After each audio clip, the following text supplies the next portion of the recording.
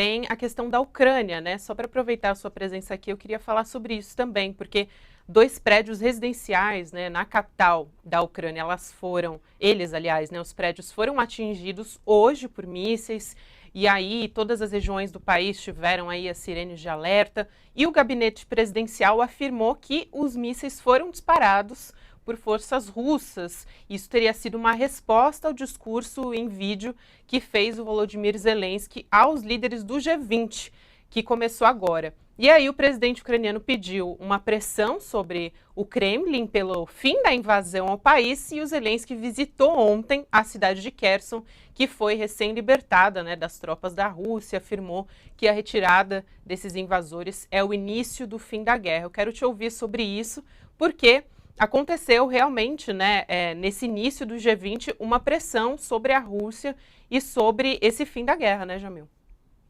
Exato, Gabriela. Esse G20 acontece em Bali, vamos só lembrar, sem a Uhum. presença de Jair Bolsonaro, que optou por não ir. É só o único motivo, é justamente essa opção do presidente não ir, mas isso é um outro elemento, a gente pode até discutir depois. A questão é que o G20 foi utilizado justamente pelas potências ocidentais para incrementar a pressão sobre a Rússia. Vladimir Putin não foi, Sergei Lavrov foi, está presente neste momento, e conseguiram, pelo menos as potências ocidentais, conseguiram que da parte da China e da Índia, dois aliados de Moscou, houvesse algum tipo de, eu diria, moderação no discurso, ou seja, não houve uma defesa clara da invasão russa por parte desses outros países. Muito bem.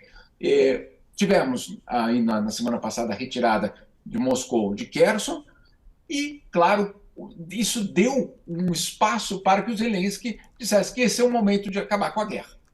Bom, essa é a visão dele e o desejo dele. Na verdade, o desejo de muita gente. Agora, da parte, literalmente, faltou combinar com os russos.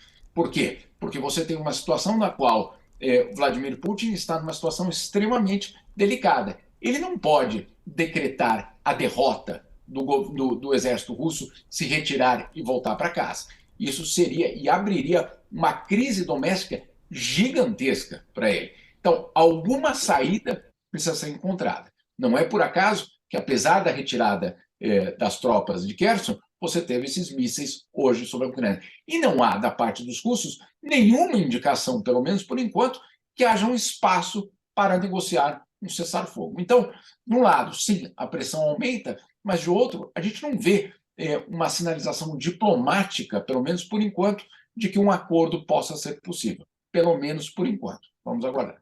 Jamil, tem uma pressão da FIFA também sobre isso, já que a Copa começa aí no domingo também. Queria saber se você tem alguma informação sobre isso em relação ao G20 mesmo, ao fim da guerra também.